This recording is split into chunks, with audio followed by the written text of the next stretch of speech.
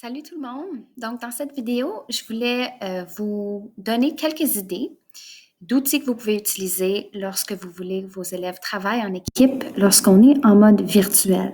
Ce sont aussi des outils utiles en salle de classe cette année en raison de la distanciation. Donc, ça permet à nos élèves de travailler en équipe, collaborer sans être physiquement près l'un de l'autre.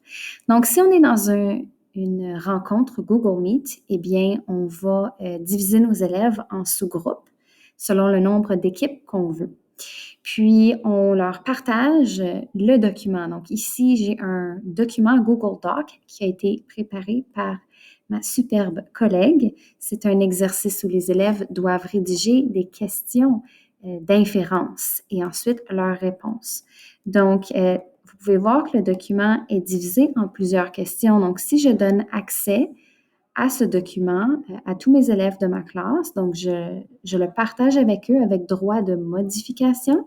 Chaque équipe peut venir écrire sa réponse dans le tableau qui lui sera assigné.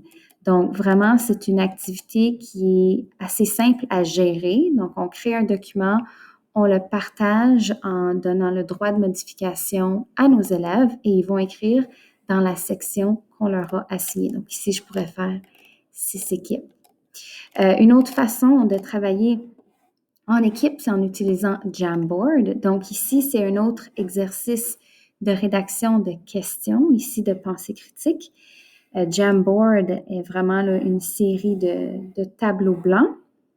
Donc, on peut voir que ici j'ai un exemple, chaque équipe aura sa propre page, son propre tableau pour travailler. Donc, ils utilisent un texte, ils vont rédiger une question, rédiger la réponse. Donc, les élèves seraient séparés en équipes dans des petits groupes dans Google Meet pour y travailler. Puis ensuite, bien, tout ce qu'on a besoin de faire lorsqu'on revient en grand groupe comme enseignant, c'est de le projeter à tout le monde puis de passer un écran à la fois pour pouvoir en discuter, pour pouvoir corriger. Puis Jamboard, je l'ai utilisé exactement de cette façon-là aussi en salle de classe.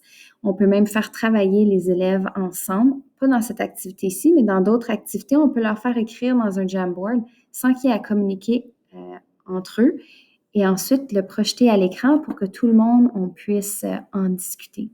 Donc, voilà, c'était 2 trucs pour favoriser la collaboration dans vos cours en mode virtuel. J'espère que ça a été utile.